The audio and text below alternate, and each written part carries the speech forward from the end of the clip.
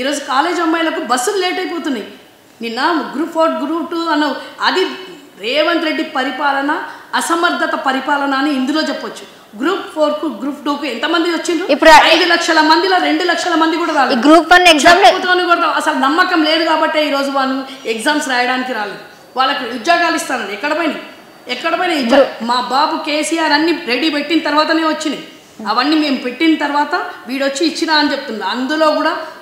అందులో కూడా ఎంతమందికి సరిగ్గా ఇయ్యలేదని చెప్తున్నారు. వికలాంగుడు ఆ రోజు ఆమెకి ఇచ్చినా అని చెప్పింది. ఆమెకు టెంపరీ అది అంటే డిసెంబర్ 9వ తారీఖు రోజు ఆయన పదవి స్వీకారం చేశారు. సాయం లేదు పీలేదు, ఆమె రోడ్డు మీద వచ్చింది. ఏం గవర్నమెంట్ జాబ్ కాదు ఏం కాదని చెప్తున్నారు.